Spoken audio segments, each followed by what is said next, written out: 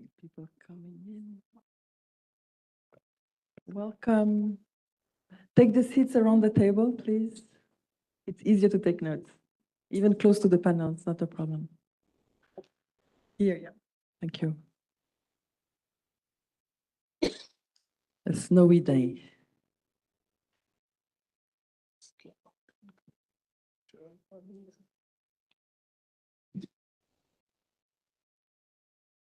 So, Excellencies, dear delegates, we are really delighted to welcome you all at the International Environment House for a special event where we will be unpacking a report that has made the headlines this year.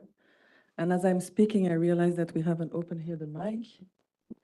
Oh, it's okay? Okay, good. Sorry. So this briefing and dialogue with Professor Kaveh Madani, the 2026 Stockholm Water Prize laureate, is an opportunity not only to present the key findings of the report, Global Water Bankruptcy, Living Beyond Our Hydrological Means in the post-crisis era, but also to examine their implications for international policy and governance. And there is not a better place than our multilateral Geneva to have such reflections and discussions. And I have used the plural for discussion, as tomorrow another event hosted by the Group of Friends on Water and Peace will also focus on the findings of this report.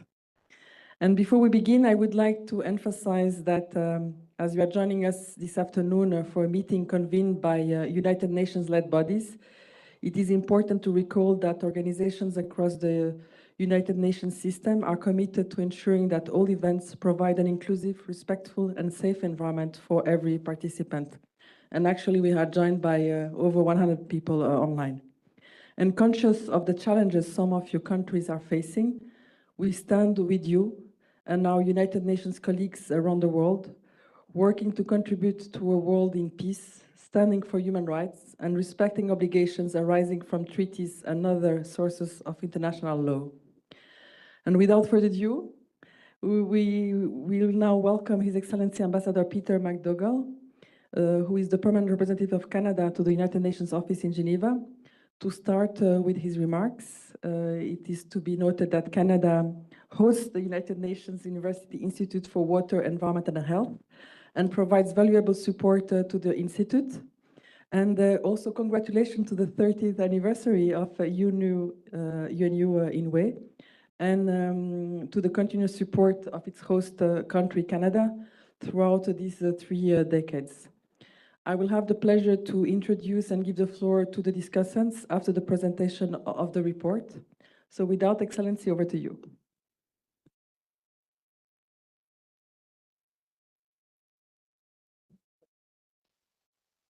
Okay, thank you very much, Diana, for that introduction. It's a real honor to be here with all of you today. As you said, 2026 is a particularly significant year as we mark the 30th anniversary of the Institute in Canada.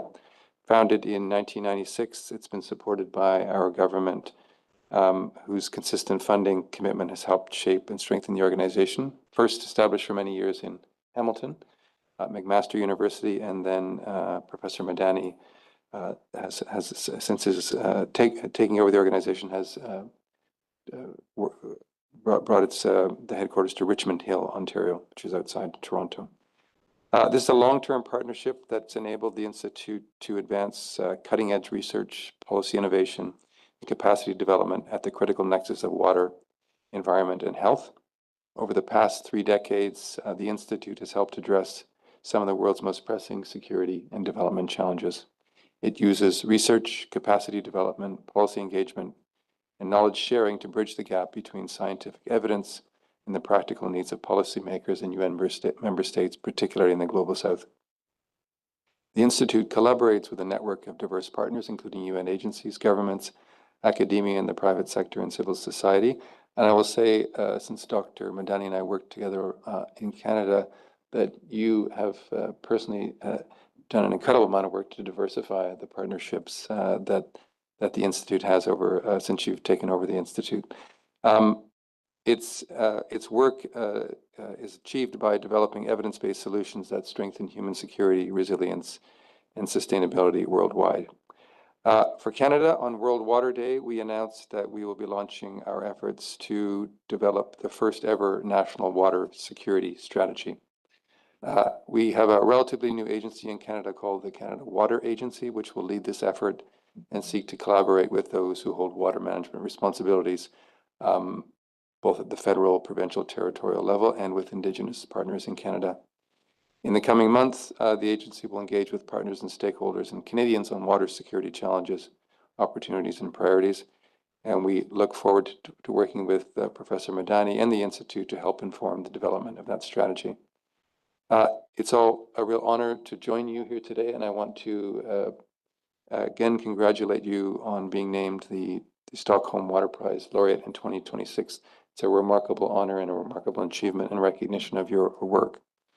And it reflects your long-term dedication and interdisciplinary approach to addressing some of the world's most complex water and sustainability challenges.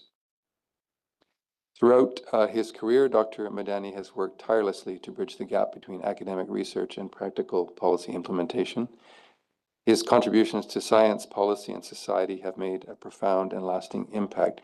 And I did just say to him on the side that for someone so young, I have no idea how he found the time to publish 350 articles already. That's already a lifetime or 2 lifetimes or 3 lifetimes worth of work. So really extraordinary.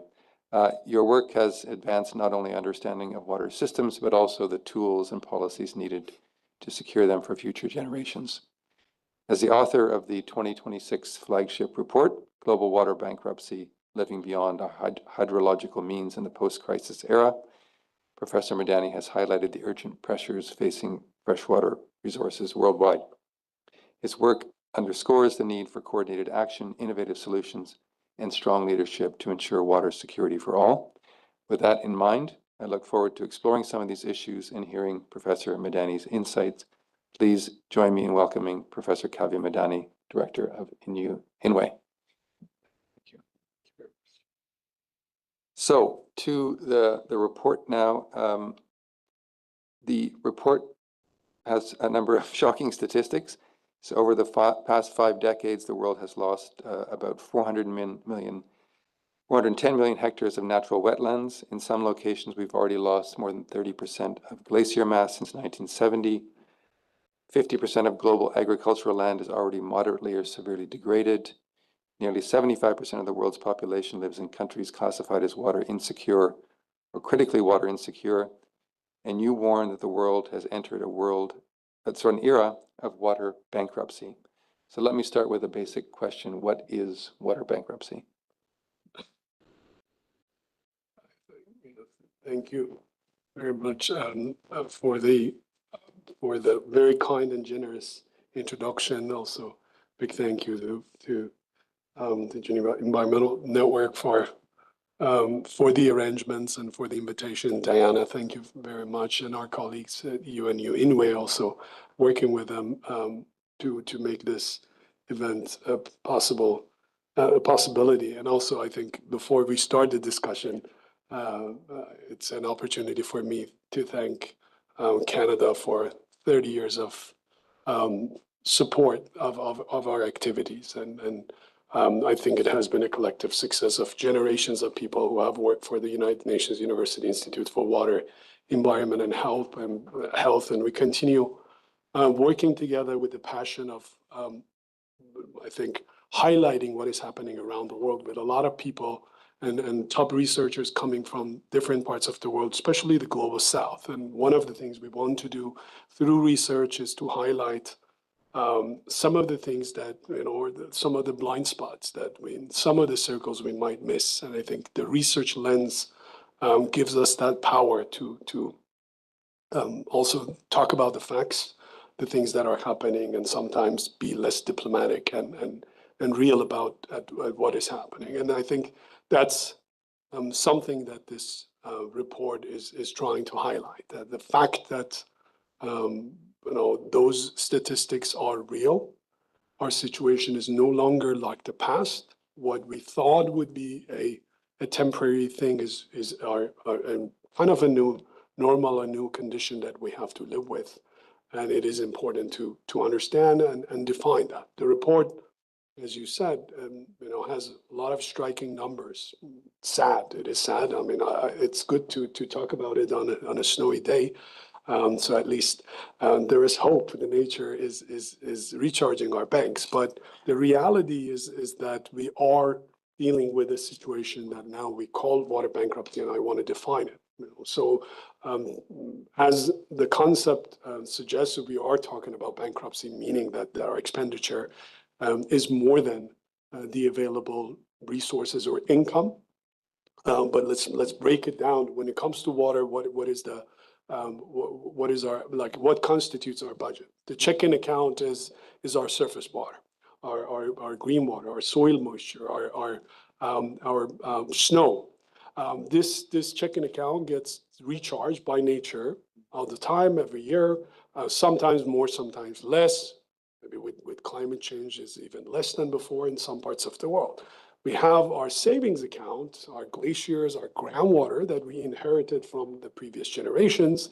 And if we want to have resilience, we have to do a good job of balancing the expenditure and splitting the expenditure between the two.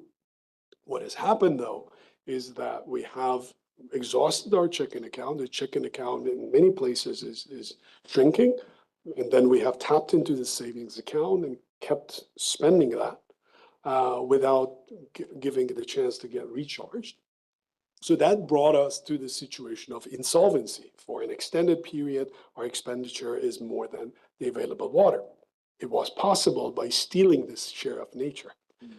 This was not possible if we had not taken water away from the silent stakeholder. So, and nature is very generous, very kind. Has some resilience, can be very elastic for a period before it becomes plastic, and loses its ability to bounce back. And if we look at this machinery that we see here, then there's a machinery, there's a natural capital connected to water, both upstream and downstream of water. So what we are seeing around the world is the wetlands are drying up, reservoirs that we built to protect us and give us resilience are drying up in many places. Land is subsiding, species are going extinct, glaciers are melting around the world. So that machinery of water production is being damaged and disrupted. And then the system is now bouncing back in many places.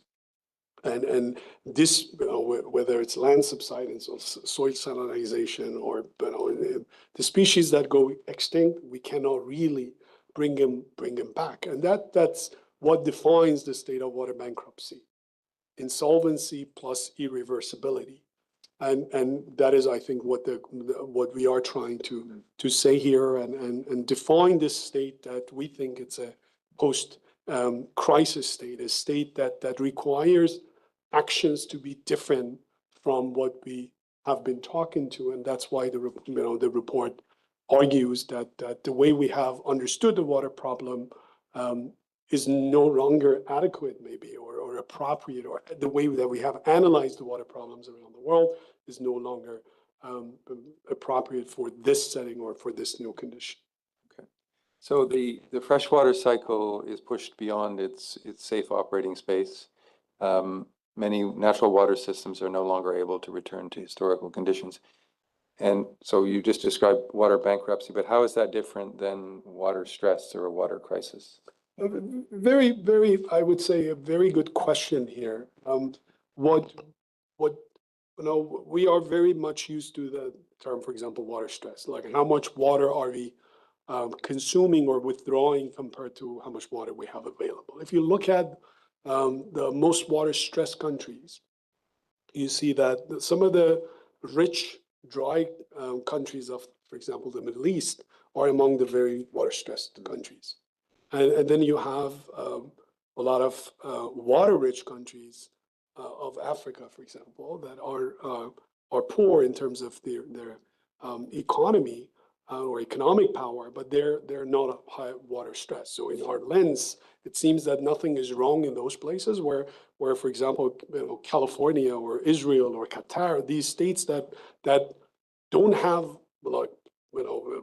as much water resources that some of the African countries have, or South American countries have, or even in Asia, some of the East Asia countries have. But they're economically very resilient and they can survive, right? So and stress is only like a situation that your system can still tolerate. It's not failing, it's alarming, but it's not failing. Then we have the state of crisis. Crisis is a temporary deviation from the normal. It's a little bit like a push after stress. You get into the crisis mode. In a crisis mode, then you focus on mitigation. It's a temporary thing. It's a deviation from the normal, whether it's because of a drought or an oil spill or a contamination thing or a failure of part of your system, you're in a crisis mode. Then what do you focus on? Mitigation.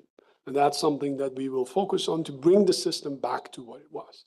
But this all started with actually philosophically challenging this, looking at the overuse of the term water crisis for the last decades. Actually, we have continued to call this situation that we are facing in every part of the world a water crisis, a global water crisis. But a crisis must be temporary. And if the situation is getting worse and the problem is chronic, then that terminology is no longer relevant, and that's why we propose, calling it a bankruptcy. And then think about it in a financial crisis also. Like a financial crisis, you can wait, you can change some of your strategies, you can do something about it. You can't even go take another, line of credit and get some more loans to be able to survive. But then there is a point that if you deny that the new normal has come and there's no way to bounce back, then you would not admit to this failure. You delay actions. You're very nostalgic about the situation that you had, and you keep denying this reality, delaying the costly action, and that means more depth, more irreversible damages. So bankruptcy is a bitter reality, and that's what the report says. We are already here, we are already bankrupt, but let's admit to it so we can enable the future, right? Be honest about it, tell people what's going on, accept the fact that the development model in many places is not working, business model is not working, there's a need for transformation, for a fresh new start to fix this problem. And if you do so, then management becomes mitigation plus adaptation. And that part, that adaptation element is very important, because if you keep delaying that, by the time you realize it's a time for action, then it might become very costly. And what the report also says here is bankruptcy is not about how water rich or water poor you are to begin with. It's about how you manage your water. It's like, you can be very rich and go bankrupt, and you can be very poor and don't go bankrupt. So it's all about controlling that. And the report clearly shows, and I think these photos, just if you look around, these are photos from different parts of the world, but you see problems in every continent where humans live. And even in like Canada, with a lot of freshwater resources, we've got to be very concerned in areas where we have a lot of agricultural development, energy development, urbanization, and now data centers and so on. So at some point you hit the limit, and you got to be careful about that. Okay, thank you. So less available water that's safe to use, entering an era of global water bankruptcy. But does that mean that everywhere is bankrupt? So we're here in Switzerland, which we all think of as water rich. You mentioned Canada, which I think of as water rich. But so what does bankruptcy mean on a global scale, or is it more regional in nature? I think very good question. How can I go back on this one? Can you go to the manifestation? Like there are some gifts. Keep going back, please.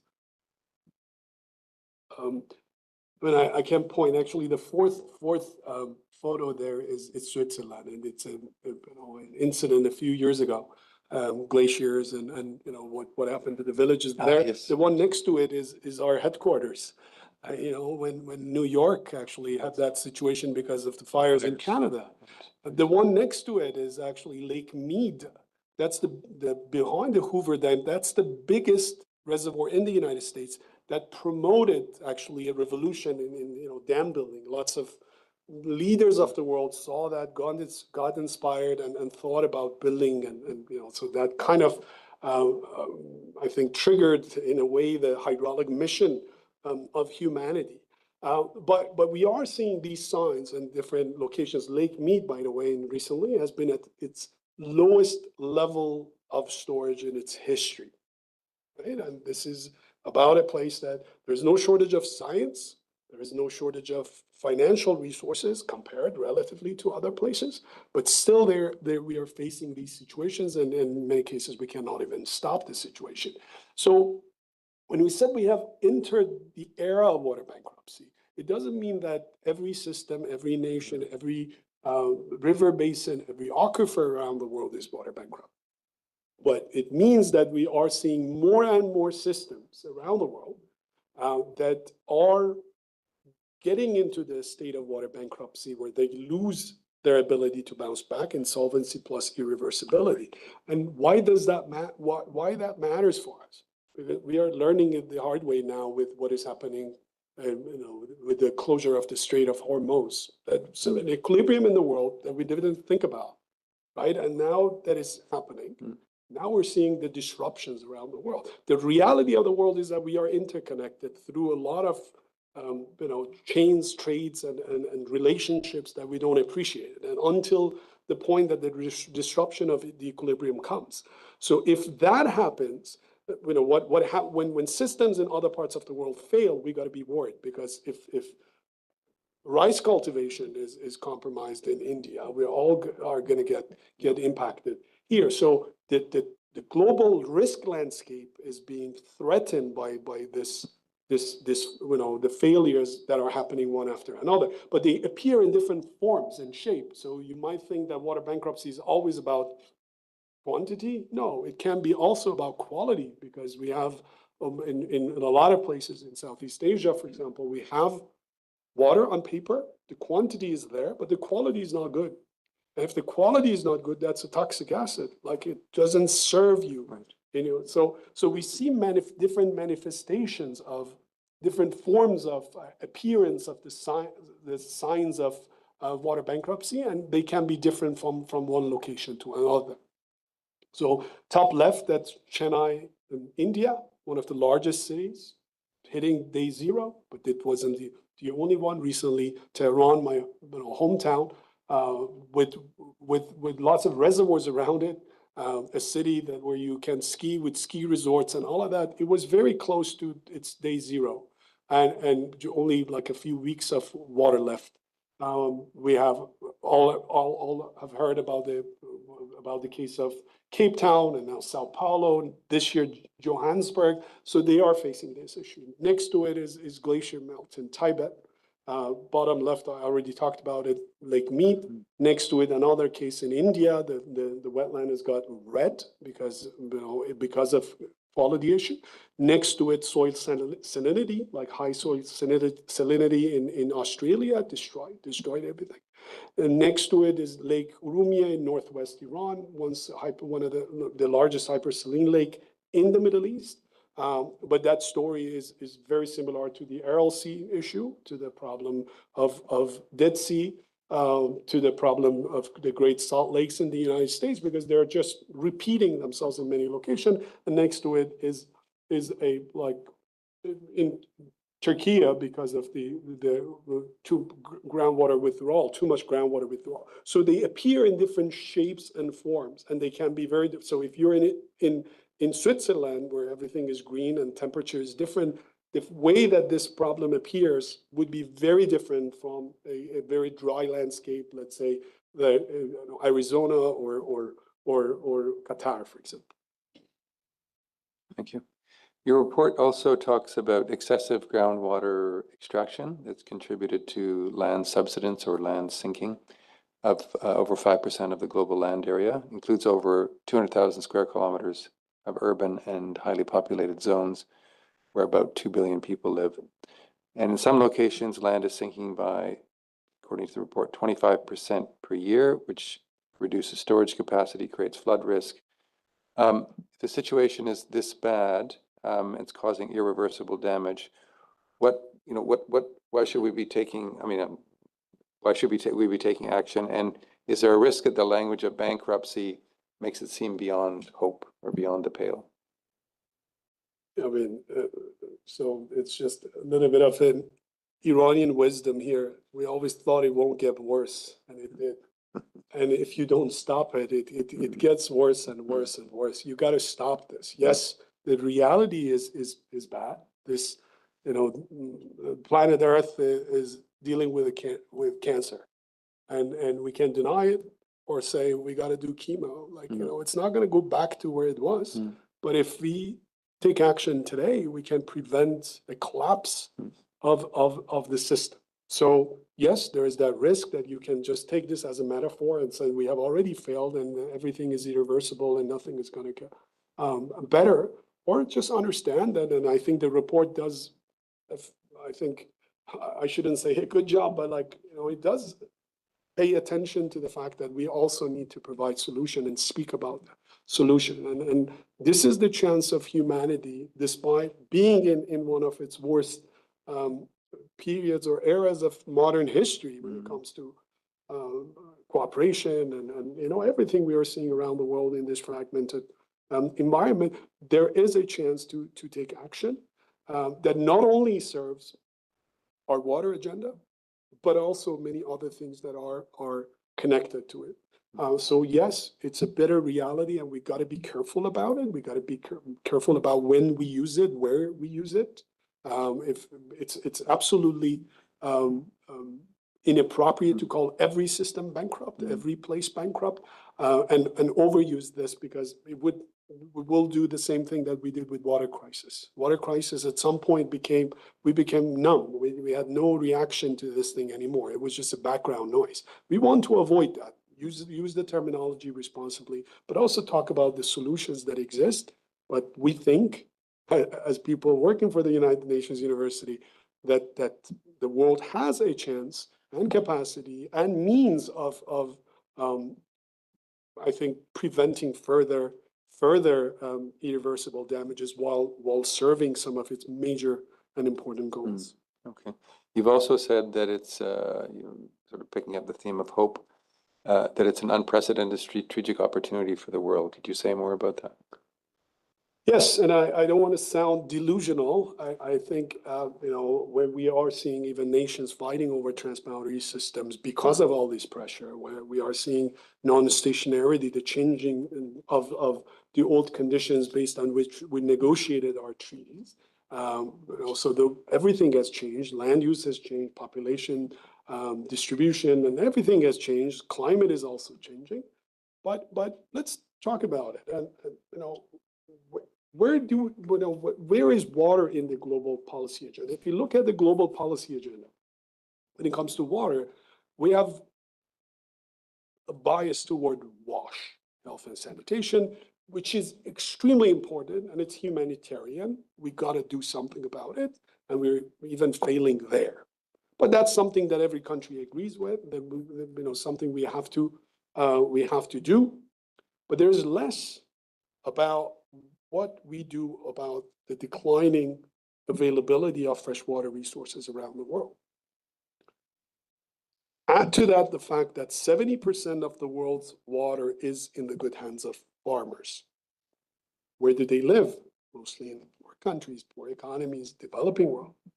And if we cannot remove subsidies in Europe, in North America, prescribing subsidy removal to the global south, not only is irresponsible, but also suicidal in a way. Like, imagine what happens to the food price if subsidies are removed globally, right? And I think we have stayed very academic when it comes to water management prescriptions or advices. Integrated water resources management, remove subsidies, these very, very classic academic suggestions or recommendations that won't work, right? If carbon tax is becoming a political issue, and the dividing issues in the north, don't expect countries in the South to even think about, like, taking action on climate change today when children are starving and people are losing their jobs and employment is being threatened by the ongoing drought. Now, what is the difference here? We think that water in this fragmented world, in this fragmented era of history, is one of the few topics that we all can agree to its importance at the national level and at the international level. Left and right, liberals and conservatives, Republicans and Democrats, North and South, also global North, global South, we can agree to its importance. We know well that it matters to our national security because it's the issue of employment. It's the issue of food security with all the trade wars is becoming extremely more important. Also with the invasion of Ukraine, I mean, it's an issue that has become more important for many nations. So whether you have, I don't know, your nation first policy or not, water matters.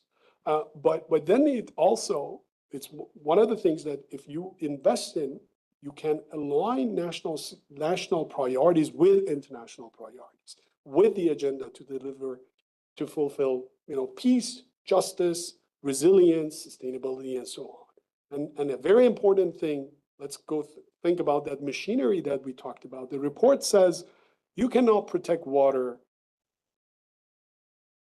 if you allow the machinery that produces water disrupted, the processes that produce water disrupted. And when we think about water management, we have also always considered water as a good to manage, or to allocate, or a service to be delivered without thinking about those processes. And water is both downstream of the things, but also upstream of that machinery, because it's a loop. If your wetlands go dry, temperature would be affected in your region. So protecting your wetland is also climate change contribution. Protecting soil and investment in soil is also contribution to climate change. Indeed, like a lot of our narratives on climate change have resulted in farmers feeling marginalized and losing their trust in the system. This is actually a chance to recognize farmers as the saviors of the planet, the ones we need to rely on to address the triple planetary crisis. And any investment, any dollar invested in water would be a contribution to the Rio Conventions, to the goals of the Rio Conventions, because it's improved, it's climate change mitigation and adaptation together. It's protection of biodiversity, and it's combating desertification. So it's actually a medium of delivery on the goals that is much more politically attractive and relevant to the problems of the global South. And I negotiated for Iran in COP23. This is 2017, 2 years after Paris. And regardless of if the Islamic Republic is in place or not, and if I go back and negotiate, I will do the same thing. I said, where's water in the Paris Agreement? Why is it missing? Because it's a serious concern of the South that is being missed. And I think this can also help us earn trust, the trust of the global South, because water is their immediate issue. And let's not forget, for the people who are in the middle of wars and conflicts and starvation and so on, you cannot talk about the endangered species and the rights of the future generations. When people are dying tonight and today, they cannot even think about the future. They don't have the bandwidth to think about the future. If we want poverty alleviation, water can be the medium of delivery. If you want to protect, if you want to make sure food security is a reliable goal, energy security is a reliable goal, this is our medium of delivery. And at the time that we are reconsidering our development aid policies, many countries, actually this is something to think about, whether you want to help with gender equity or peace building or anything, because that is something very, very relevant, very tangible. We can sense it everywhere in the world. We are connected to it in some way. It's not always the same, but we see protests in India. I don't know if there's any other photos of the protest in, for example, the Netherlands, a country that we know has a very good reputation for water management and water engineering. The problems are the same, and protests everywhere. Like, name a country where you haven't really seen a concerned farmer, and about water, or some clashes between the system or different water stakeholders. In some places, we don't have the infrastructure yet. There is water, but people cannot use it. In some other places, physical limits have appeared, but there is a chance to do something. And I think that's the message here. This is the year of water, 2026. So the black and white photo is from 1977, I guess. That's where we held the first water conference. We didn't speak about water till 23. No UN water conference. And now one this year and another one 2 years from now. And then we have also the delivery deadline for the SDG 6 in 2030. So we can come together and do something about this, even in this fragmented world, we think, with your help, of course. But that's one of the messages. Okay. Thank you very much. Maybe one just a quick closing question. And in your engagement with member states, what's your sense of where we collectively put water as a priority on the international agenda, given lots of competition for international issues, whether we're conflict, climate change, other? How do you see? How would you characterize the response or reaction so far of member states? I mean, some of the member states actually, they're very happy when the issue of farmers came up, because that's how they connect to it. Countries of the global south now saying, let's talk about this. But we know how things are. Like, a lot of times, I think if the maturity or the wisdom doesn't exist on the side of the donor, the recipient of the funds would not have a strong say. And that's I think something to think about. But it is not the, it's a problematic issue. But also let's understand what is needed for this change, right? I mean, now we say, okay, let's do something about it. So we need technology, of course. Technology is part of the solution. It would not be the solution, but we would be doing more desalination, despite all the risk that we are now seeing. We will see more, water transfer, dam building, digging deeper wells, taking water out of the air and recycling and reuse and all of that.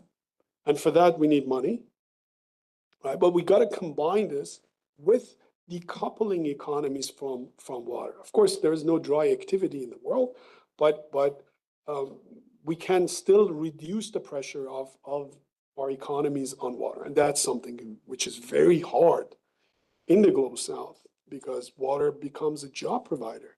It's more important in terms of providing employment opportunities than providing food, because efficiency is pretty low. Farmers are farming on smaller lands. If you combine them with less farmers, less land under cultivation, less water, you can produce even more, yet you have to provide jobs to people.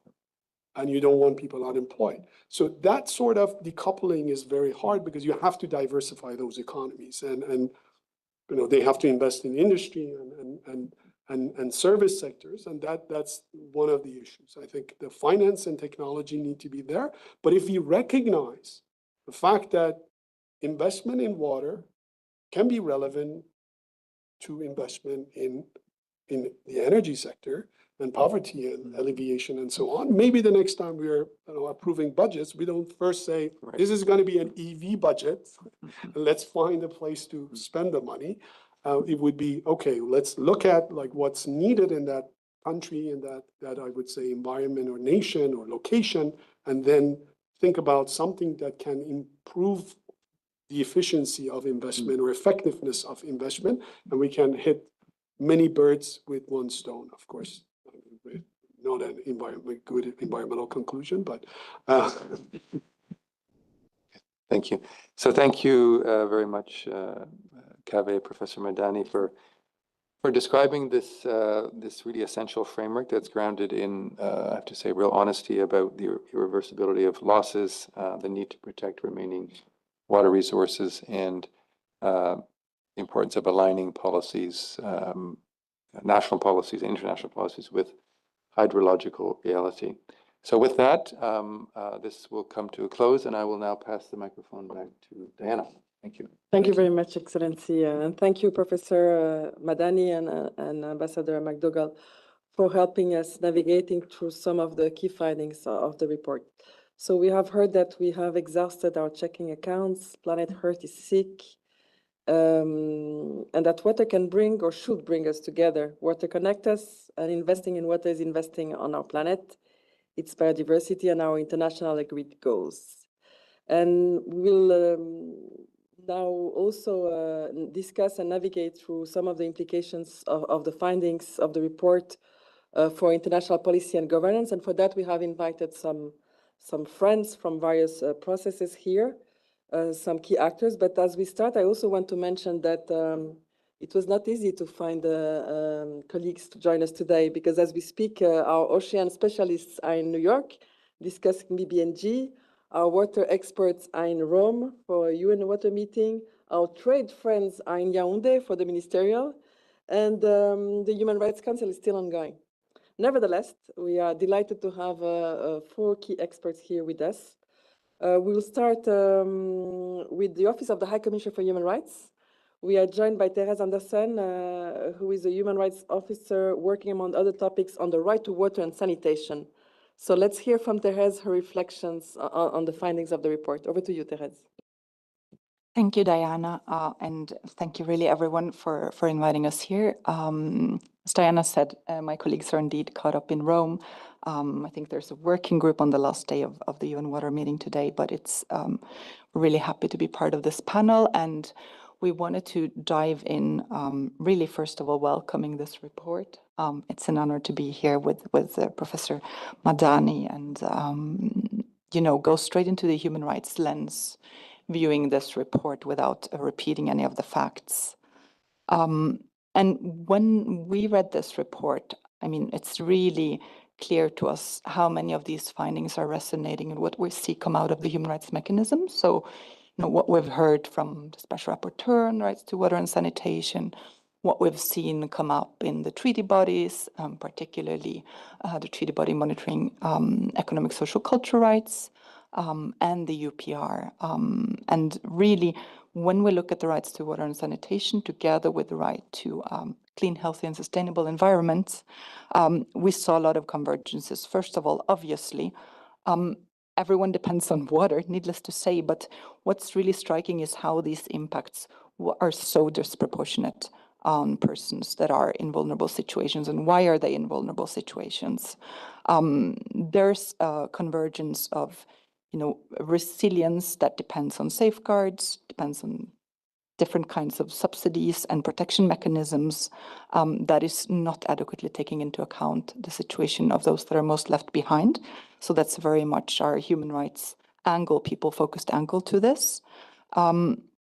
Among those, we really wanted to highlight a few of those people. That includes small-scale food producers. We heard a lot about food production, and this very important distinction between industrial food production and agroecology and more natural ways of producing food at a smaller scale. And again, back to the discussion about subsidies. Also, many of those rights holders that are very many, but very often very overlooked. So that includes, both peasants, but also fishers, indigenous peoples, and generally, when we talk about rural communities, people in urban settings that live in informal settlements, and generally people living in poverty, which is discriminated against in policymaking, both in practice, but also because of a series of prejudice and power imbalances, right? That I think we also see come out in this work. So we heard the numbers: more than 2 million people who really do not have access to safe drinking water. As we said, this reflects a gap. There's an infrastructure gap, but it's also a policy choice. It's a failure to really ensure that equity and the participation and accountability is really, really present in water governance. And it's really important for us to highlight the roles of women and girls among those most directly impacted, because it has such very simple and grave impacts on the ways in which women need to spend their day fetching water or remain secluded because of lack to sanitation when they are menstruating and segregated from society in some cases. So there's some very, very simple but very visual impacts on people's lives, which means that you miss out on work opportunities and education opportunities and anything related to any kind of participation in society, let alone policy making, which is very, very far from real. And so really what we wanted to highlight why we're talking about the human rights to water and sanitation is because this is really key to ensuring a life of dignity, very, very basic. And of course, these rights more broadly, they're part of the adequate standard of living, intrinsically related to, as we heard, food, but also to housing when we talk about infrastructure, and then the right to health again. It's really, really key for healthy and dignified lives. And these are all binding obligations under international human rights law. Really love the catchiness of the phrase of water bankruptcy, independent of how sad it is. But what it really means is that we're really consuming, exhausting this resource without accounting for not just the economical, but also the social, who mentioned the environmental, but the human costs of this. So what we think is the answer to address what Professor Madani also has talked about is this human rights-based approach. What does that mean? It means that water governance and investment decisions are guided by meaningful participation, accountability, transparency, and non-discrimination. We say this a lot in human rights, so it really becomes repetitive, but it's really clear that for this decision-making and this resource management to be sustainable, that's what's lacking. We talked about intergeneration equity briefly earlier on, and this really, if we deplete water systems today, that is really what is undermining the abilities of rights holders to enjoy that right in the future. So there's a very clear obligation there again in relation to future generation and youth. And when we talk about development and environmental finance, that includes, of course, financing for climate, biodiversity, a just transition as part of that, and water management.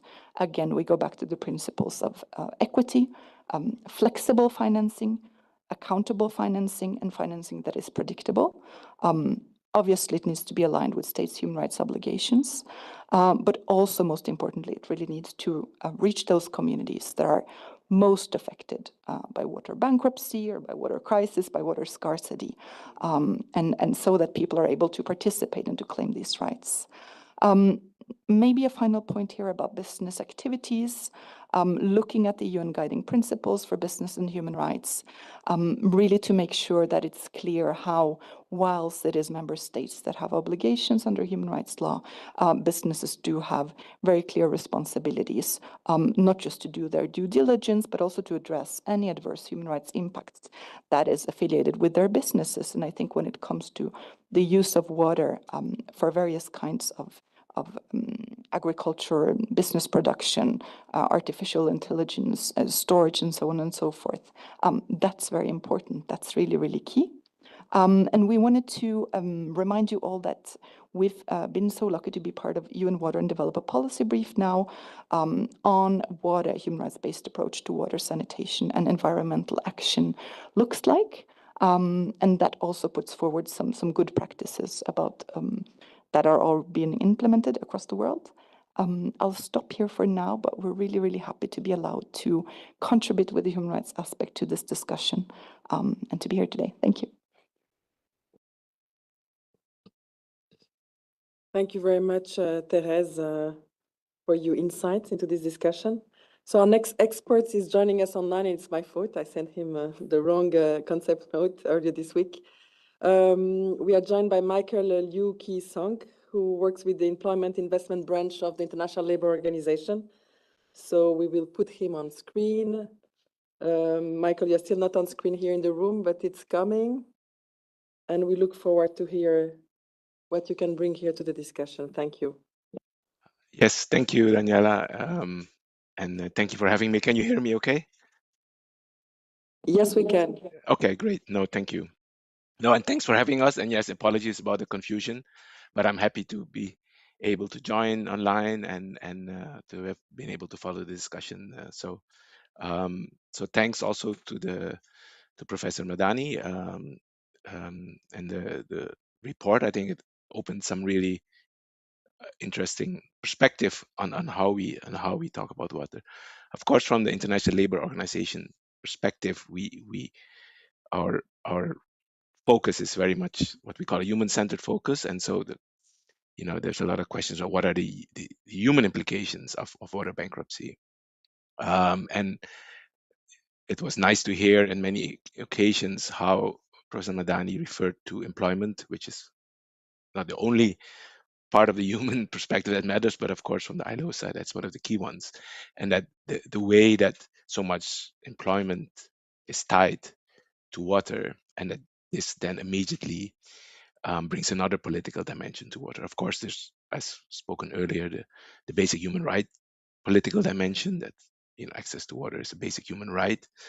But that when we move from that level to the kind of economic rights, employment rights, and what we have estimated, I don't know, the 1.2 billion people who directly depend on ecosystem services for their employment, the bulk of those ecosystem services refer to water in this sense. How do they picture into this question, and what does global water bankruptcy mean for them? So maybe just a few kind of reflections on that, because I also clearly don't have the kind of answers, but I think the point raised around decoupling the economy from water, I think is a very interesting one.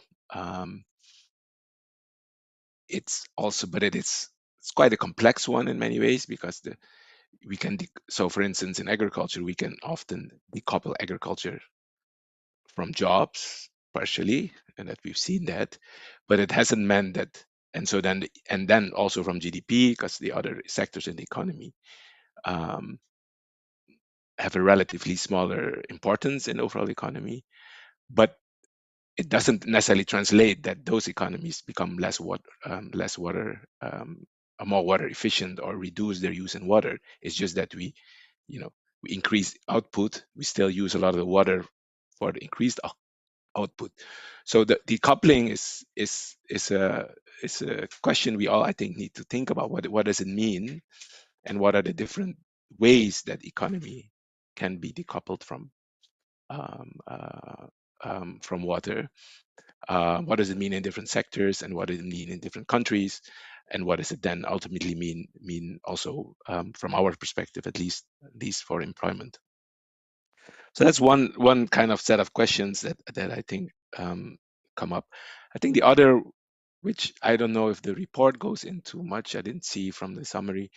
I think introducing bankruptcy is a very it's a very useful metaphor, so to speak, but it immediately does bring in the kind of economic dimension to this, right? And then we start thinking supply and demand, and then very quickly the question of pricing comes in, and then there is a question around what role does pricing play, and not only in terms of limiting demand, which is one how we often think about it, but actually, if water was priced differently and recognized fully for its economic value, would we be willing to invest more in it as well? And invest in it here from our is investing not in as well, which is a line of work that we look increasingly more at as in natural capital. So are investments in natural capital going to be more attractive if water is priced differently, is valued differently?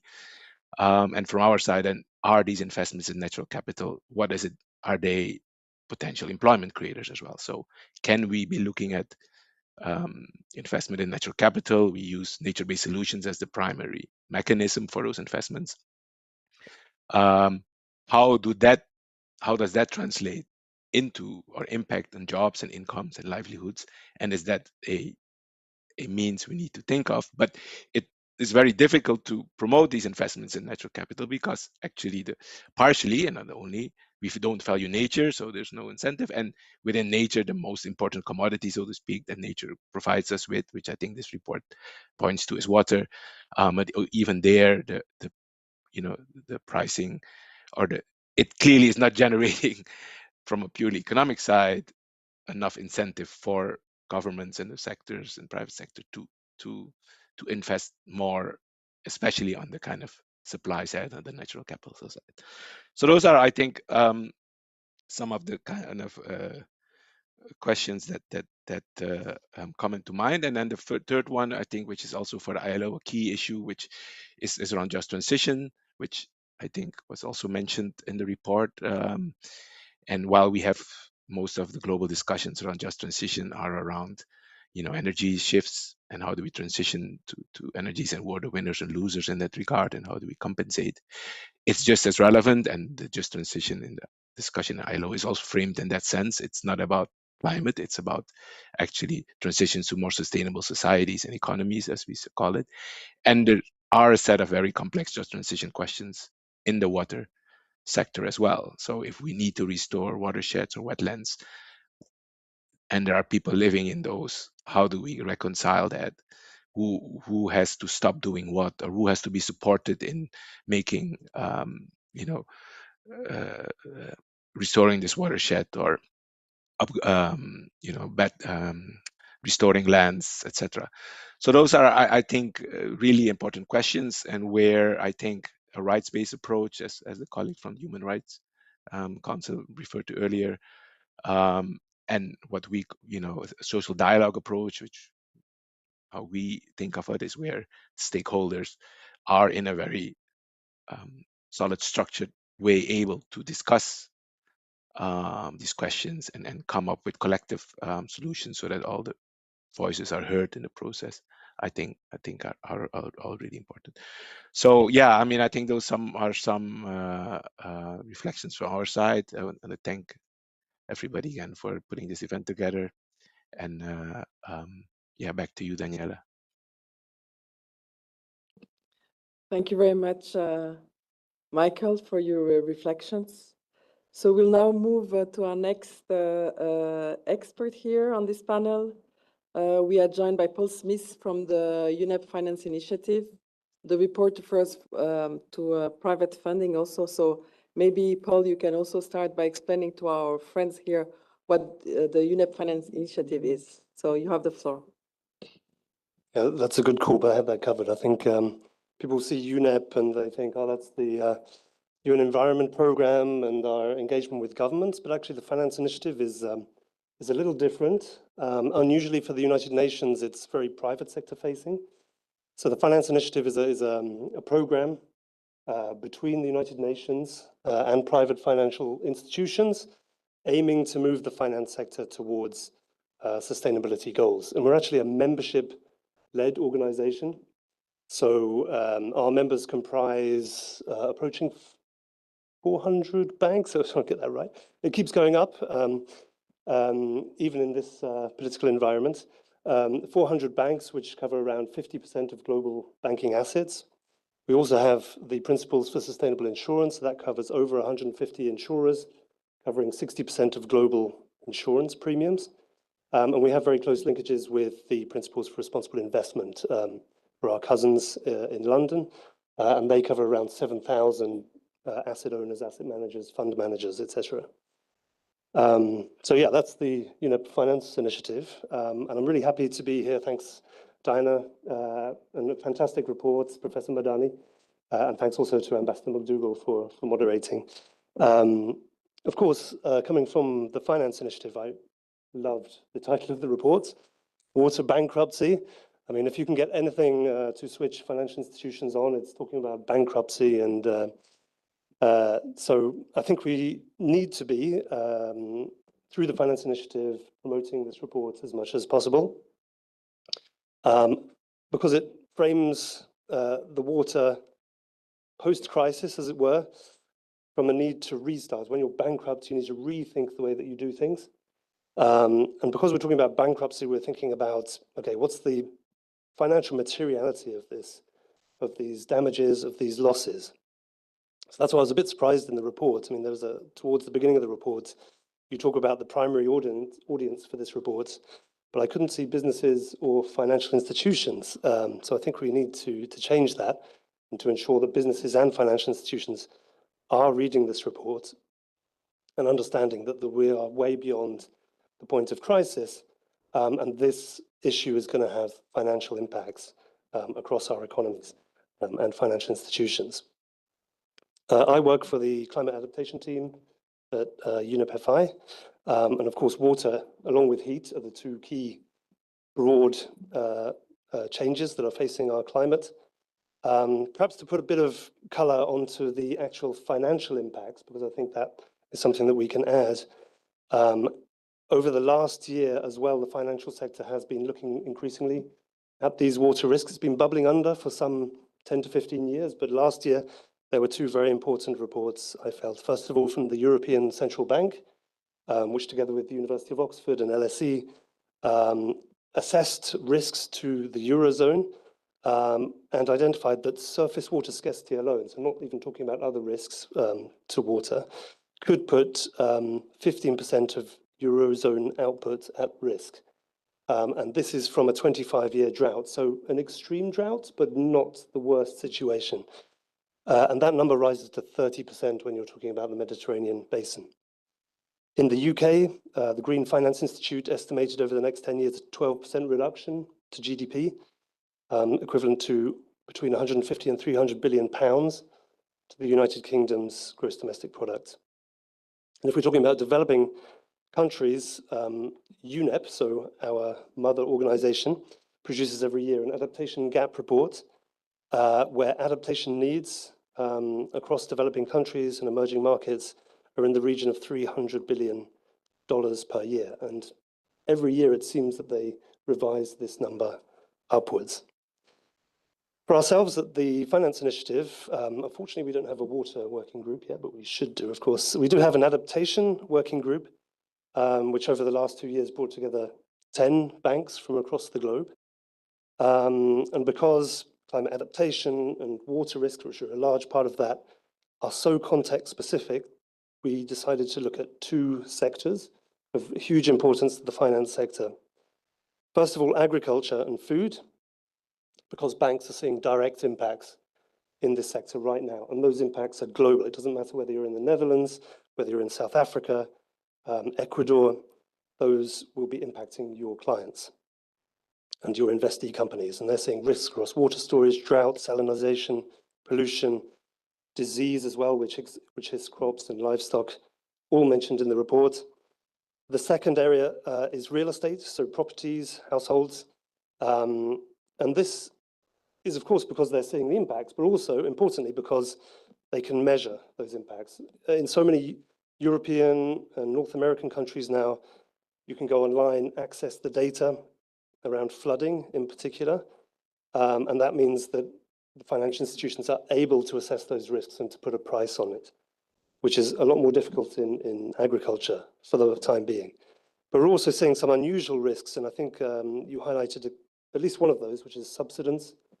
So for example, in London, the water table is being withdrawn, and in clay soils that subsides and cracks the soil. A lot of houses at risk in London, a huge city of anywhere between 10 and 25 million if you count the full southeast region.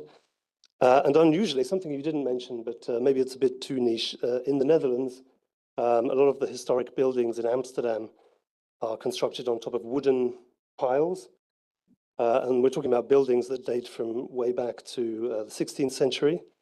And because the water table is being withdrawn, these wooden piles are being exposed to oxygen, to the air, whereas before they were completely submerged and they are rotting, and a lot of these buildings are collapsing, or at risk of collapsing, let's say. So what is the role of the private sector? I think, this is a systemic problem. So it's very difficult for one business, one bank, to take action on its own. And also, as Mikhail at the ILO underlined, water is a public good. You also underlined this, Professor Madani. And how can we place a cost on water? How can we ask the more vulnerable countries in the world to reduce the subsidies, as you said. But at the same time, by treating water as a public good, it can be at risk of exploitation by businesses that take the cheap price of water and then overexploit, overuse water. So there was a sort of double-headed problem here. And we need to ensure that financial institutions are aware of this, of the double materiality problem, so that they are both having an impact on water resources, but that can come back to their side as well, that they are very exposed to water-related risks.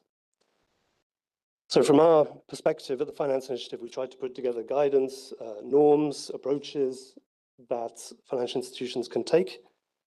And our adaptation working group looked at this, and perhaps I can sort of package this in a equally catchy acronym. It's not quite as good as bankruptcy, but I'm calling it DAD.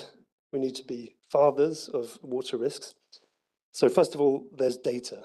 Financial institutions are never going to be able to do anything without being able to assess the risks they are facing, and to put this into hopefully dollar figures or other currency figures, let's say. There are plenty of currencies. If they don't understand the bottom line, then it's very difficult for financial institutions to take action, to understand the risks, to understand the financial materiality to their bottom line. This has been done for the energy transition. It's increasingly being taken into account. Financial institutions, we've even been working with the Global Association of Risk Professionals, for example, GARP, to ensure that this kind of information is being rolled out to risk teams across banks and other financial institutions, but also in terms of having dashboards so that this kind of risk information is accessible to boards and to senior management. And if we can integrate increasingly water risks as well to this, that would be a real game changer. But data can only go so far. Sometimes we get financial institutions saying, well, the data is not good enough. We can't quite put a price on exactly how we're going to be impacted. But this is a sort of impossible holy grail when you're looking at future impacts of climate change and water risk. In the meantime, you can still take action. And in some countries, governments are supporting the finance sector to increasingly take action to drive adaptation plans. We're seeing increasingly transition plans being mandated across the European Union, for example.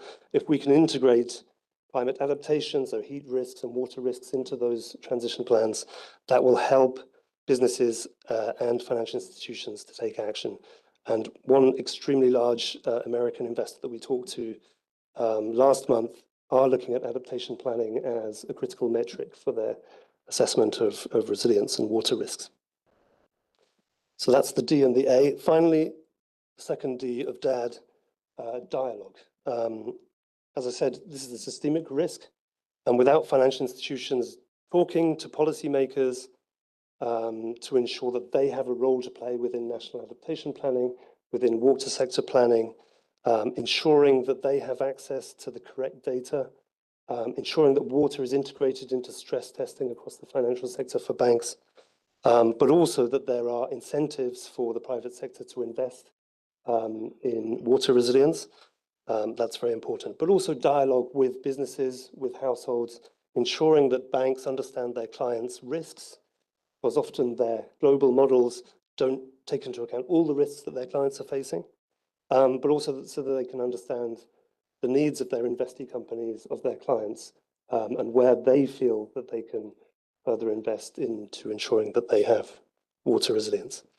So that's all from me. Thank you so much, Diana. Thank you, Professor Madani. Thank you very much, Paul. We see a lot of passion, so we look forward for the upcoming guideline of UNEP-FI on water for your members. So our next speaker is Yves Lador, who is the representative of Earth Justice here in Geneva. Yves is very active in various processes, not only human rights-led procedures, but also, for example, at the Water Convention of our friends of the UN Economic Commission for Europe, and also Aarhus Convention and others. So let's hear from Yves, who brings the civil society voice here, his reflections on the report. Over to you. Thank you very much. Thank you for having me in really very important, timely discussion. And really thank you very much, Professor Madani, for this report. It's very, very important one. I'm not sure I can pretend that I'm representing here the whole of the civil society. I hope I'm not, because precisely civil society is very rich, diverse. So I don't have absolutely no, not such a pretension. But what I think is really, I'd just like to underline in the framework of the work that I'm doing, what are the important elements that I see coming out of your report? Because I think it goes just a bit beyond just water. As you say, water is absolutely central. It's unfortunately the hidden aspect of many of the headlines issues we have. It's there, but it's not obvious. And in order to understand its significance, it's interesting to put it in a more, in a wider framework. And I think one of the elements that comes out is, and which will be a challenge, it's do we have a shared diagnostic of the current situation? And I'm afraid that at the international level, we're not. And that's a really very, very important element. And unfortunately, a lot of policies and programs and so on assume there is a shared diagnostic, but there's not. And this here, clearly, you're bringing elements, factual elements to the discussion, which needs to be included. Otherwise, there's no diagnostic, it's an illusion. Another element which seems very important to me, and I'm looking forward to hear you on this, is I think there's two dimensions in what you're bringing with this issue of water bankruptcy. One of the elements, and you've been very clear about that, it addresses a number of specific situations. It does not mean that water scarcity or water crisis are not there, and that bankruptcy will replace it. The report has, absolutely no ambiguity about that. It's very clear. It addresses a number of very, very specific situations, and you give criteria to identify them. But in order to integrate this in the current way we see these issues, it does need some shift in the global understanding of the framework in which we're working. And so you have these two dimensions, the specificities, very practical ones, but also the more general ones, which probably need some kind of paradigmatic changes, because we see from the report that we need to go beyond the classical solution fixes. The shortcuts everybody is asking for now because we're panicking. So we want quick fix. No, that's not possible, and we see this, and there is a need to have a new framework in order to understand where we are, which includes this question of bankruptcy. One of the problems I think we have, generally speaking, is what I would call a bit the Hiroshima syndrome. After the Second World War, the huge intellectual and ethical crisis was linked to the atomic bomb. And of course, before the bomb, everybody's, the seconds before the bomb explodes, everybody lives a normal life in Hiroshima. Second after, nobody's there anymore. It's flatland, it's terrible. And very often the reactions we have on these type of issues, and you've mentioned climate change, that's one where we have this reaction very often is, okay, that means we're doomed, so nothing can be done. So we're sticking in this framework, it's on and off, where it's not. We're in a much more complex situation, and if we don't have this complexity, we just cannot handle the situation. And a lot of things are also today still too much defined in a very static way. Things are static. And what we see clearly from your report is how much flows are absolutely central. And of course, water is the element to think about it, but it's not just the river, it's the whole of the global hydrological cycle, which of course then links it to climate change, and you mentioned that very rightly so. And so this is absolutely essential, and this is, or for example, one of the elements of the paradigm shift we definitely need to follow. And what is interesting also is when we talk about irreversibility, there's two aspects. One can be because you totally lost the resource, so it's not reversible. The other element of reversibility is precisely the length of the flow. I mean, when it goes so far beyond human life expectation, it is not physically speaking an irreversible phenomena, but it is totally irreversible for our societies. And that is something that very often is not taken into consideration, so I think it's quite important.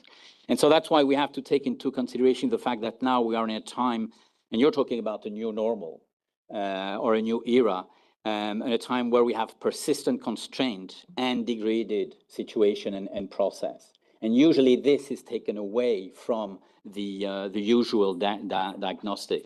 So I think the fact of defining here bankruptcy and identifying situations, but also trends and dynamic, where we can see that you have really important ongoing losses, that, for example, the carrying capacities, as you formulated, are totally degraded, and that links to overshoot. Now, this is interesting to have this word overshoot in your report, because this, of course, brings us back directly to the debate on climate change, where we have the economic models today, which are the ones persisting in the climate change negotiation, you know it even better than I do, about this overshoot. But we forget that overshoot means over, no return. And that's not what you have in the current overshoots model in climate change, because the idea is, oh, we'll come back to the situation. That means the people who died because of the overshoot, they won't come back. And some of the degraded resources will not have them back either. So, I mean, this is a dramatic, terrible implication when we talk about overshoot in the climate change frameworks. And again, here with this element of the water cycle, it's extremely important. Another element also with this notion of bankruptcy, which will be probably very important to focus on, is that precisely it's a difference between collapse. Collapse is precisely when there's no possibility to come back. So bankruptcy means we went too far, we need to manage the things totally differently than the way we're doing now, but we have to overcome. Collapse means, okay, this is over, we're back to Hiroshima there. So here, it's very important, I think, in the debate we're having today, because these notions are so important. And I'll finish on the fact that this question of bankruptcy management, I think this is really opening a new discussion. We're at the very first steps of that. This will mean changes, for example, because of course you need the systemic, and I would say also, of course, ecosystemic approach. And when we talk about water, and I was discussing with our colleagues from the Office of the High Commissioner, because that is in the report of the current special rapporteur on the right to water and sanitation. Water cannot just be, the right to water cannot be considered only just as end of the pipe right. It has to, you have to consider, and that is in the classical human rights definition of the right to water, the fact that you need to manage the resources. But this is not enough developed, even in the work that we're doing at the level of Human Rights Council. And I think here we have something which is quite important. And again, also to see when we look at the ecosystemic approach, we can also identify much better the dependencies, because one of the problems we have today is that also when we do these type of diagnostics and evaluation, we forget that a number of elements which gives us a possibility to continue, although we're already in a bankruptcy situation. And unfortunately, the situation of Iran right now is proving this. It's also because we have capacities to bring fossil fuel in that helps us to overcome the situation. But that just aggravates other crises. So, you know, this is a never-ending process we have to try to get away from. So I think also in the bankruptcy governance, what comes out of your report is the importance of information. You're talking about transparency. And I will conclude on the aspect of institutional reform. We need to go over, and this is in your report, to overcome fragmentation. And this is a general dialogue where it's interesting to see how does the international discussion on water management, bankruptcy management, and the reframing of the institution can help also the reframing of the institution at the national level. Because fragmentation on water management is everywhere, at every levels. So here there's a global work which can be done together at all stages by the national institution, but also by the international community. And so I think out of the report, we see that you're proposing some elements which will need now to be introduced in trainings, in policies, in programs. That's a bit the downhill part. And there's the uphill part, which is how do we reform the governance? How do we reorganize the institution? And water governance is a very good place to start with. Probably because there's not really a water governance at this moment. So then water governance could become a leading aspect in this framework. Thank you very much. Thank you very much, Yves. Now, I guess that Professor Madani, you might want to react to some of the things we have heard. I have to confess, I have received some questions online. We might have some questions in the room, but I'm also looking at the clock. And later on, we will have Switzerland closing this event. So do you want to start? And then in case you have questions, don't hesitate to put on the flag or your hand up so that then we continue. Go ahead. Yeah, I mean, first of all, I think thank you all for your support and mapping, actually, I would say, the talking about the connection or interconnection of what you are doing and what the report says, right? So this is something to consider And I think it's extremely important in our discourse that we don't create competitions between the elements of the environmental agenda, something we have done. And I think that has been a bad thing, that, like, you know, selling one problem as a superior problem to other things has hurt us badly, because we didn't understand that in this village and this location, the general concern or the immediate concern of people is one thing, and in another one is another thing. And if you're talking about, for example, the civil society, right, that's the first thing you need to understand, that the diversity of perspectives, diversity of interests, diversity of concerns, and the narratives that must be also diverse, which is very, very hard. But what we have, I think, done, which is wrong and strategically was wrong, was we picked one narrative and then we went to every society with it, instead of doing it the other way around, because I think that's something that I hope we avoid when it comes to water. And that applies to our solutions, because then if we appreciate this,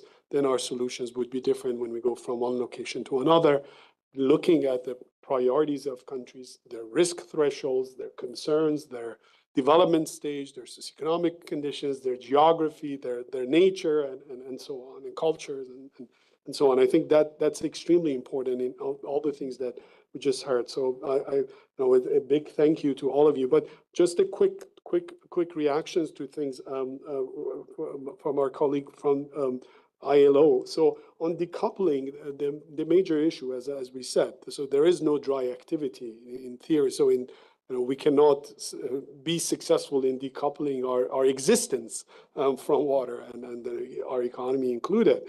But what we mean mainly is ensuring that the economy would be much less vulnerable to a drought or water scarcity episode. So, for example, if you pick California or Israel, the diversity of the economy, because of the existence of a strong service sector, industrial sector, even though the agriculture is big actually in both locations or significant, then the economy is not very vulnerable. So you have a moment of a drought, people would not face hunger, and that's what we mean. So many times we look at the technological elements of these systems and we get inspired and forget that the underlying condition for the success was actually the diversification of the economy. And that's something every nation needs, and we have to help. And it would help all of those other things. So on price, we have to be extremely careful, right? I mean, it's, as you said, because it's a disruption of everything else. The biggest product of the water sector is food. And food must remain cheap and affordable for the world to function.